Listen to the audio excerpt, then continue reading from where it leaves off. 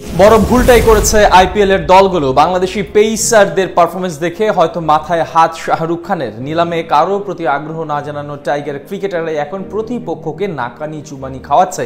কোটি কোটি টাকা খরচ করে যে ক্যারিবীয়দের দল নিয়েছে আইপিএল এর দলগুলো, সেই তাদের দেশে গিয়ে তাদেরই বাক্সবন্দি করে এসেছে বাংলাদেশ। টাইগার ক্রিকেটারদের নিয়ে ভারতীয়দের এমন আক্ষেপ হবার কারণ সম্পর্কে বিস্তারিত জানবো রিপোর্ট।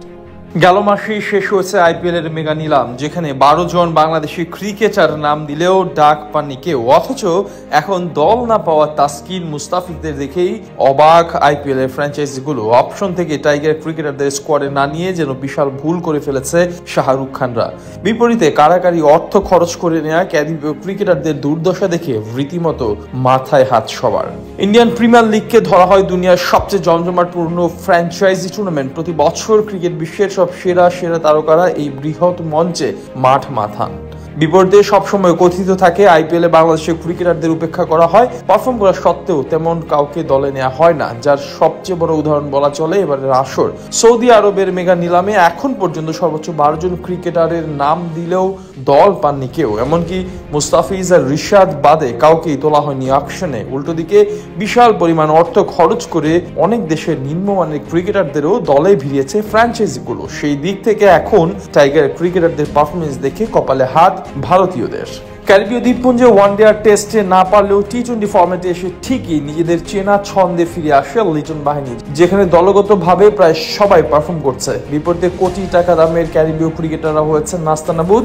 আইপিএল এর এবারের আসরে 20 কোটির বেশি অর্থের বিনিময়ে মাঠ মাতাবেন নিকোলাস পুরান। অথচ টি-20তে দারুণ ফর্মে থাকা এই ক্রিকেটারকে শেষ হওয়া সিরিজের 3 ম্যাচেই নাকানি চুবানি খাইয়েছেন দলে না পাওয়া শেখ মাহাদি।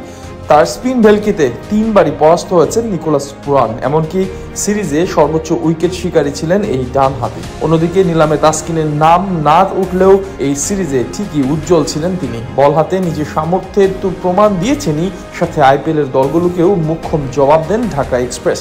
বুঝিয়ে দেন আইপিএল এ দল পাওয়া আলজারি জোসেফদের চেয়ে কোনো অংশে পিছিয়ে নেই টাইগার বোলাররা। একইভাবে দুর্দান্ত বল করে দেখিয়ে দেন পেসার হাসান মাহমুদ। বিপরীতে কোটি টাকা দামের রবম্যান পাওয়েলদের অবস্থা হয়েছে শোচনীয়।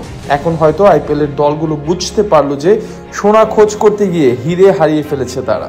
একইভাবে আইপিএল এর অকশনে নিজের নাম না দিলেও বড় শট খেলার সামর্থ্য দেখিয়ে বিশ্ববাসীর নজর কেড়েছেন জাকের আলী অনেক। ক্যারিবীয় দ্বীপপুঞ্জে গিয়ে ঠিক যেন আন্দ্রে রাসেলে পরিণত হয়েছিলেন জাকের। বাংলাদেশি ক্রিকেটারদের এমন পারফরমেন্স ইতিবাচক সংবাদ ভক্তদের জন্য।